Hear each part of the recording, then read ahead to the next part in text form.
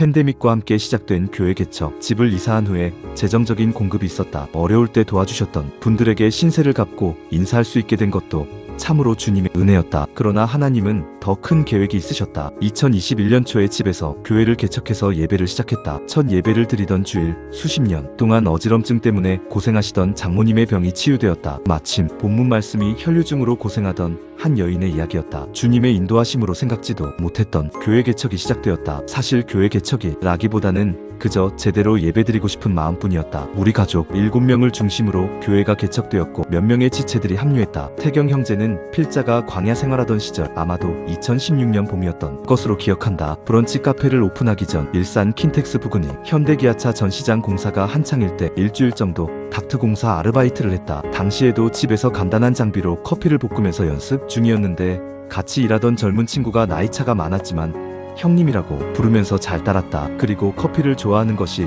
공통분모가 되었고 직접 만든 더치커피를 나눠 마시면서 단 일주일 만에 친해졌었다. 그리고 번호를 교환하고 헤어졌다. 그해 10월에 카페를 오픈하면서 분주하게 살고 있었는데 그로부터 연락이 왔다. 커피와 샌드위치를 만들어 대접하고 얘기를 하던 중 내가 목사라는 것을 밝히고 복음을 전했으나 그의 표정은 그리 밝지 않았다. 별 반응 없이 그는 돌아갔다. 좀 이상하다는 생각이 들었다. 어느 날 그는 필자가 운영하는 쇼핑몰을 통해서 원두 주문을 하였고 이를 계기로 다시 연락하고 만났다. 그 이후에 특별한 교제 없이 또 시간이 흘렀다. 다시 번화가 2층에서 카페를 오픈하고 나서 나를 찾아왔다. 코로나 상황이기도 했지만 그날따라 유난히 손님이 없어서 한가한 저녁을 보내고 있었는데 그가 한쪽 다리를 절면서 나타났다. 반갑기도 했고 다친 모습에 놀라기도 했지만 단둘이만 있던 넓은 카페에서 우리는 1시간 반 동안 이야기를 나누었다. 그는 어렸을 때부터 안양에 있는 대형교회를 다녔지만 5년 동안이나 주님을 떠나 있었다. 그 당시에 병원에서 일하고 있었고 운동을 좋아해서 클라이밍을 열심히 하던 때였는데